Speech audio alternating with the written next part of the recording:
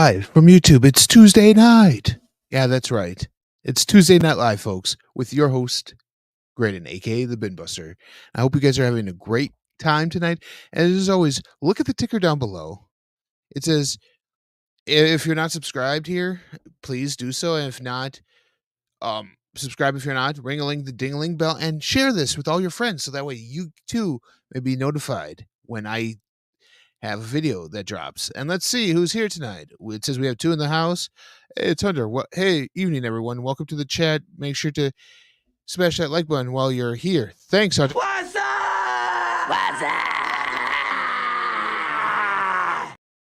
Our traditional what's up to everyone that's showing tonight. For those of you that don't know, we're talking about Justice League Crisis on Infinite Earths Part 2, the second in the animated DC universe, which looks like after the third one of this one, we might have the end of a DCU animated universe as we know it.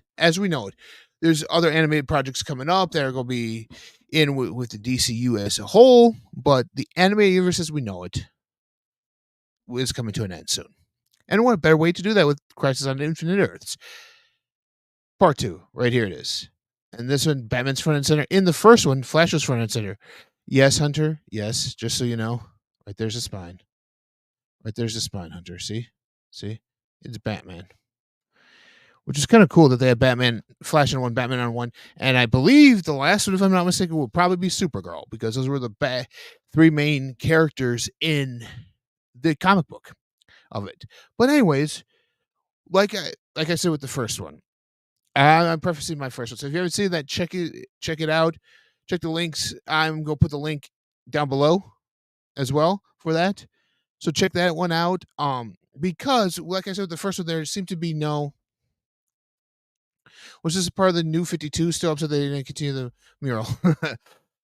I'm glad you brought that up. This wasn't necessary as in the comic book or the movie as in part of the new 52, Hunter. Because no, this was out in like the late 80s where they killed off Barry Allen because they wanted Wally West, and they did that entire 90s thing where they brought in new characters. So that's what this takes place in. But anyways, what's going on here, folks, is in like the first one, there was no build-up for this movie in the first one. Like the Tomorrowverse has been haphazardly done. Yeah. It was. I'm glad I can enlighten you, Hunter. I'm glad. But as you guys see, with this movie, like I said, the first one, the Tomorrowverse is what this is based off of, or what they're calling it, because it started with Superman Man of Tomorrow. It's been not necessarily haphazardly done. There has been no continuity with it. Kind of.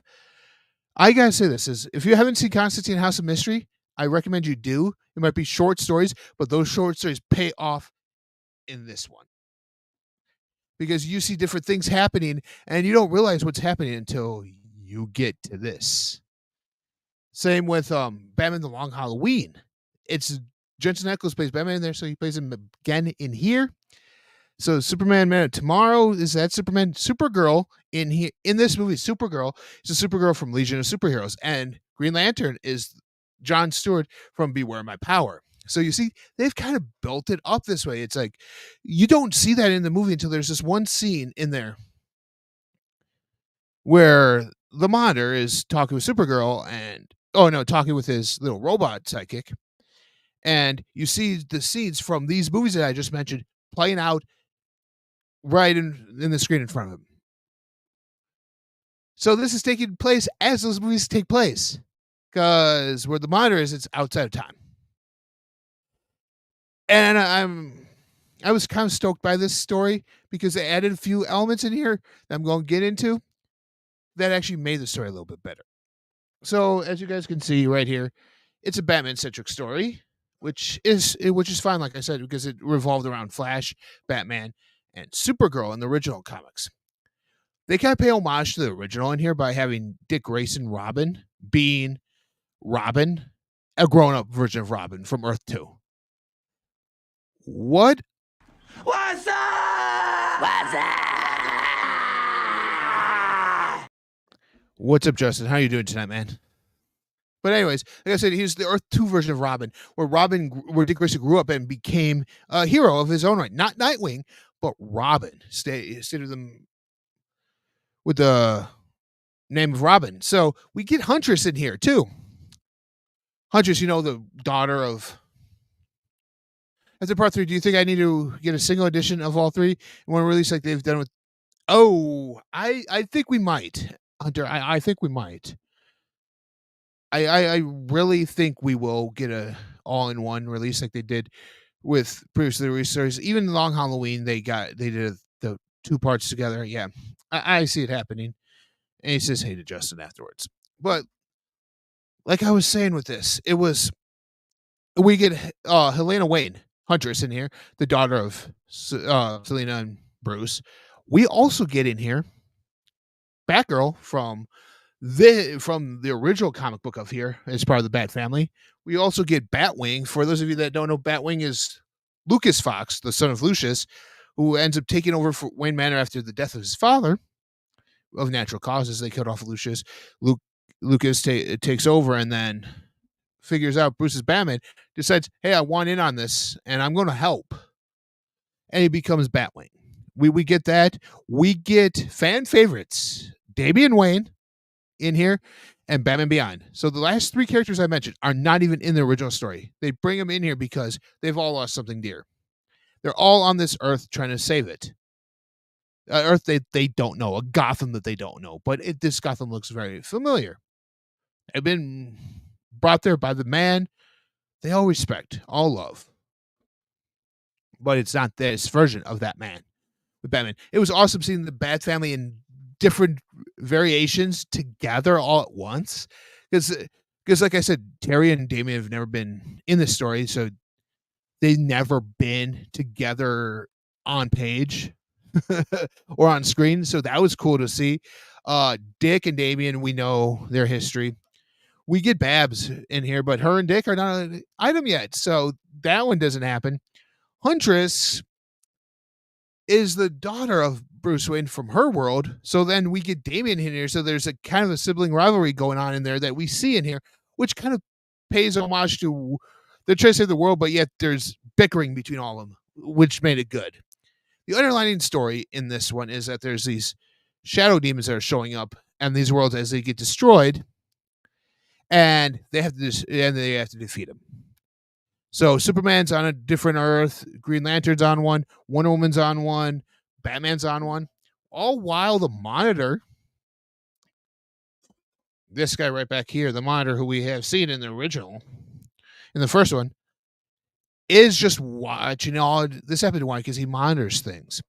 And so Psycho Pirate, this guy right here, Psycho Pirate, ends up gets the powers of Dr. Fate from Kent Nelson himself. Yes, so he could be through all realities at once. Okay. Yeah, because Fate has those powers.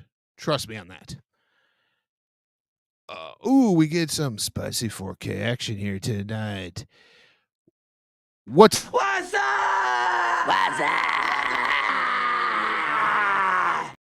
How are we doing tonight, man? How are you? Loving these 2 movies so far. Yeah, I am. I was a little skeptical. Can't wait for part 3. So am I. I was a little skeptical about this story arc together because this is by far what rebooted the DC comics as we know, because they had so many stories, so many different versions of the same character out there. They're like, let's just make all this happen and combine it into one. And this is what we got out of it. A character staying dead for over 20 years in Barry Allen. We get a character who I'm not going to spoil the third one, but the artwork will spoil it for you when you guys see it. But we get the 90s started rolling in shortly after this. So that way we get the 90s going in comic books.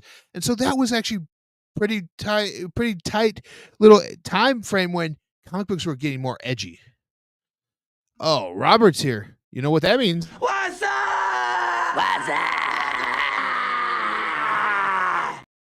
Yeah, that's right, Rob. You say hi to everyone. So you see, what that happens is Psycho Pirate ends up going into dimensions and everything, trying to make everything his image. And what he does is he's an emote. What he what he does is he feels people's pain, feels their anger, feels their love, and the emotions come on him, and he emotes it out to the world, to the universe. He gets you to do what he wants you to do because of that. So you give him power, you give him ability of Dr. Fates. Oh boy, this is going to be good. The reason I say, I said this earlier, you need to watch Constantine House of Mystery, was because Spectre shows up in here. Spectre's been seen in the first one. Spectre and Constantine are in the Constantine House of Mystery. We have a Commandy story in there, which makes sense because Commandy is back in here. You know Commandy, right there. If you've seen Constantine House of Mystery, Commandy. He lives in a world of where he's the last human. In his story of Constantine House of Mystery, Superman went missing. There's a big flash of light and Superman went missing. So he goes back, tries to save the machine that stops this antimatter wave from coming, with help from Solivar from Gorilla City. You know, Gorilla Grodd and all that. Yeah. So Gorilla City is there, and he saves it. There's a little bickering there because he can't trust animals, and because his planet's overran by sentient animals. So, and then also the other story that happens in here is the story of Supergirl. Her trying to figure out where she is and what she's doing. She finds out that she's been used by the Monitor. Psycho Pirate does it. It shows her that. She kills him. Yeah. As the Antimatter starts waging war on where all the heroes are on Earth Prime. You destroy Earth Prime, you're going to destroy all the multiverse. So all the heroes are there, and we're getting ready for this big battle that's going to be in 3. 3 is the battle with the Anti-Monitor. This one is a buildup. The buildup is a little slow. We get to see a Themyscira, that's an entire planet that's ran by the Amazons.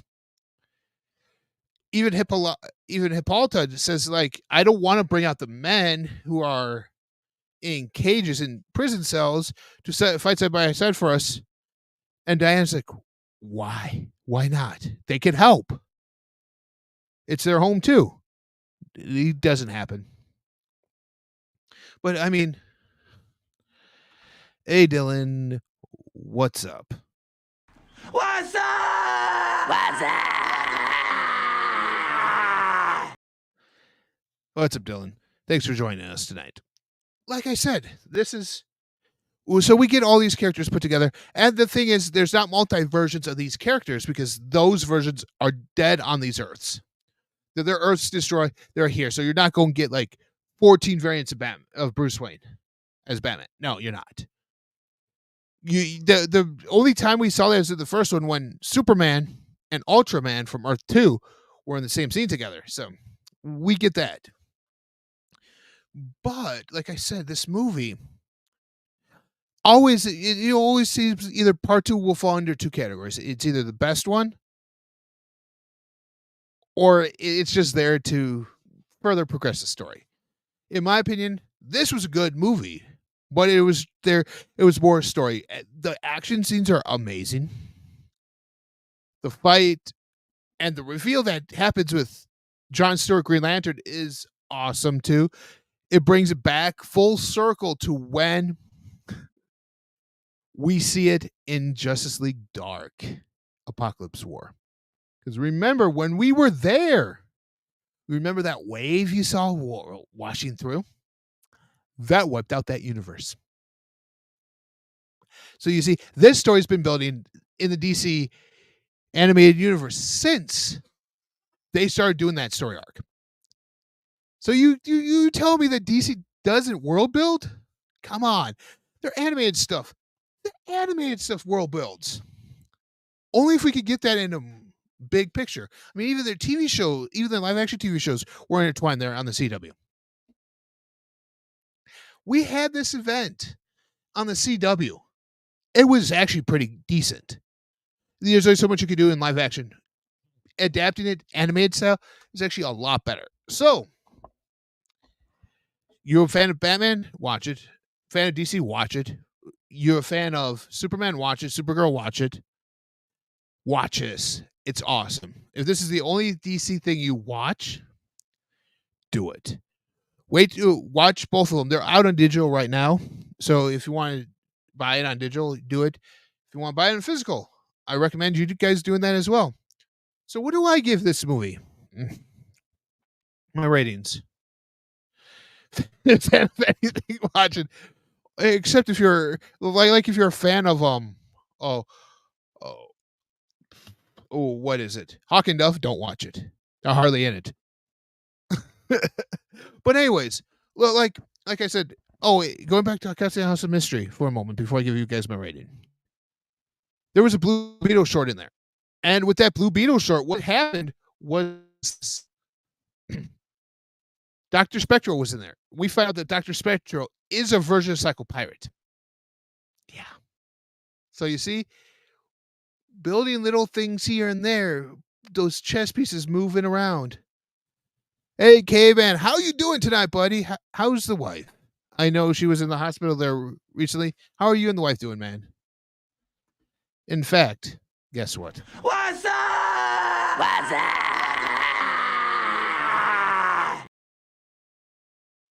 Hey, guy. All right. So, you just came in time, guy. I'm just about done reviewing this movie. I would give this actually it's tough. Like I said, the action scenes are great. The animation style is fantastic. The storyline, I understand it because you're doing the middle part of the entire Crisis on Infinite Earths. Even in the comic, it's dry. But there was something I missed that's in the comic book. That's her Batgirl realizing that she has no powers. I mean, it's all right, man. Better late than never, like I say. Better late than never. But there's a scene in the comic between Batgirl and Supergirl where Supergirl has all these powers and nothing they're doing is working. And Batgirl's like, I have nothing. I don't bring anything. I don't bring anything to the table. But what she realized, what she brought to the table was humanity.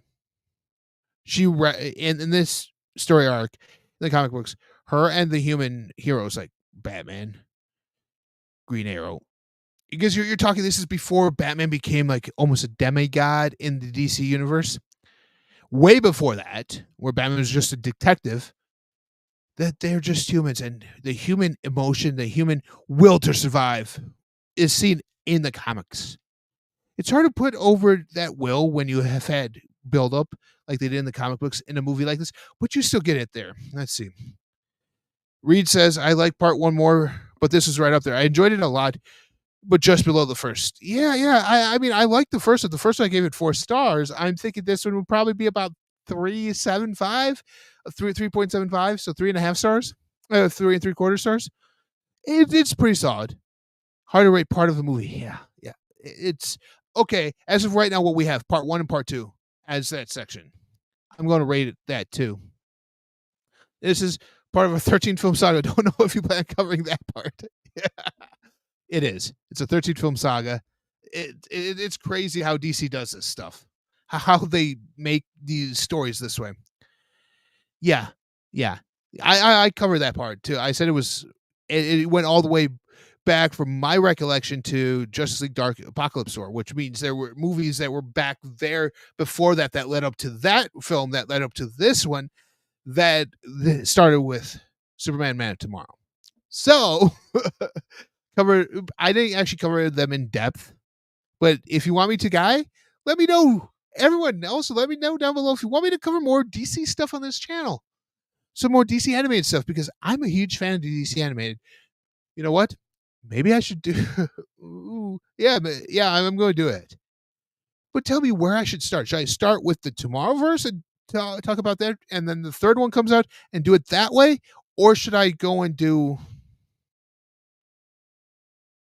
or should I do a do it from release date? So let me know.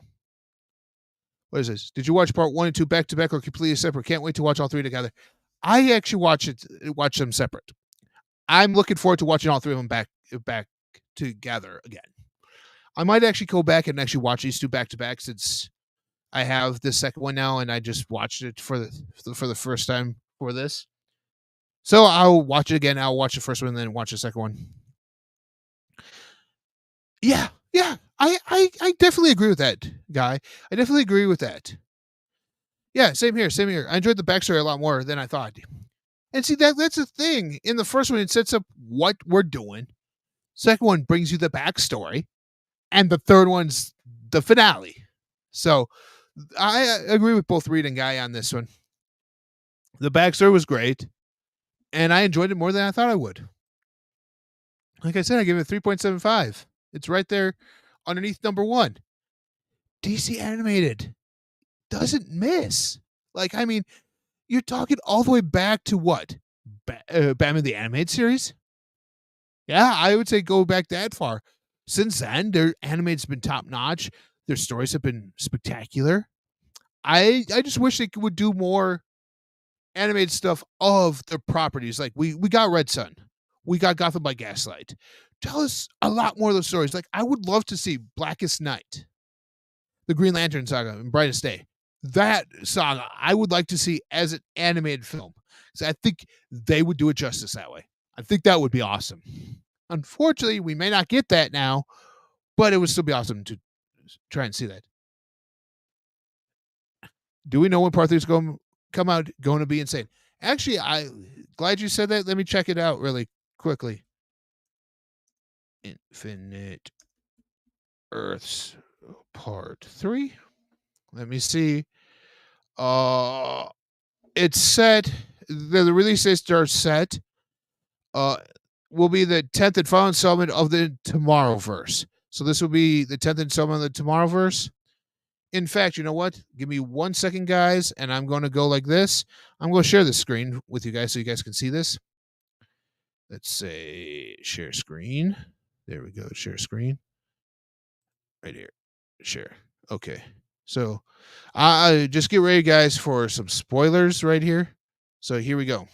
I'm just going to take out the thing and make it smaller on my screen so I can see it here. There we go.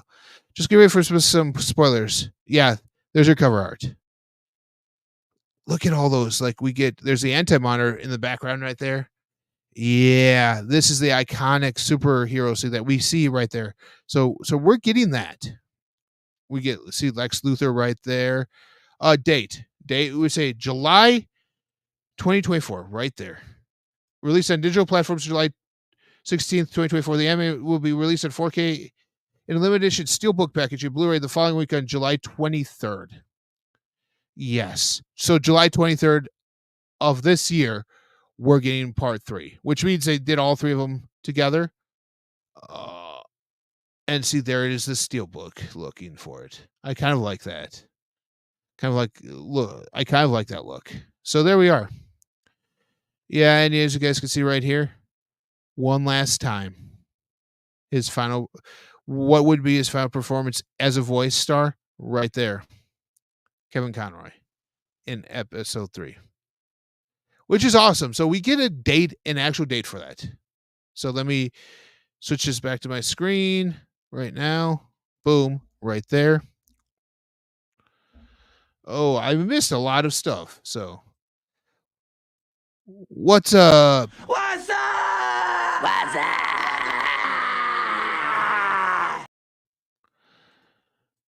Jerry coming in.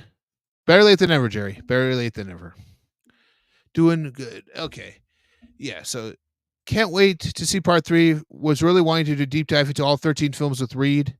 Maybe space out the reviews to the culmination of the reviews. Will end with part 3. I could do that. Can't wait for part 3. Was really wanting to do a deep dive on all 13 films with Reed. Tell you what, the third part is going to be pretty killer on this one. like as you guys saw when I shared my screen there really quick. In July, I mean, I could easily watch all 10 Tomorrowverse movies, plus the 3 other ones that are diving into this story arc as well. By then, I mean, I might not do them live like this, but I can actually do them as a review. Yeah, it was. It was pre-recorded. Yeah, I mean, honestly, they have the animation done with, like, this movie was done in like 2 years ago. They were just waiting to tell the other stories before they release the whole thing. Because you see, what DC does is their animation, they knew where they wanted to go with the story. They knew where they wanted to go, so they filmed that first, and then they cast the same actors to do the vocal towns of those characters in the different movies that lead up to it. Kind of smart on their part, knowing where. Hey, Marvel, listen, know where it goes, where it ends, and build from there. I know that's what I would do.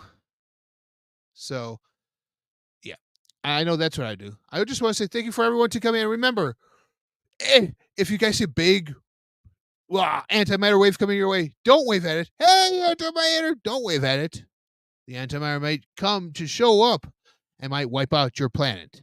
So just stay tuned and remember, there's more than meets the eye on the crisis of infinite Earths.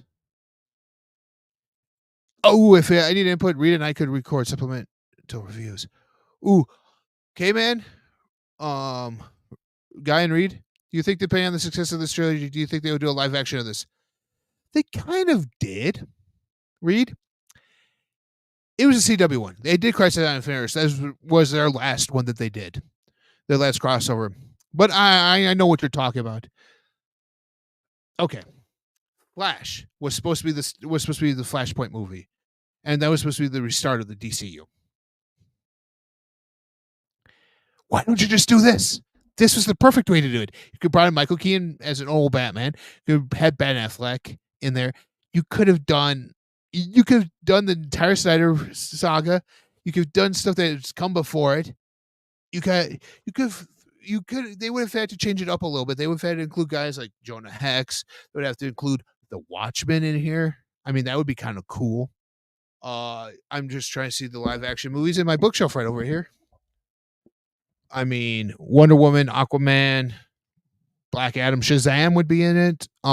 Peacemaker, like I'm just trying to think of Harley Quinn instead of Supergirl, probably. I don't know, but it would have been something awesome to do to reboot everything before James Gunn came in.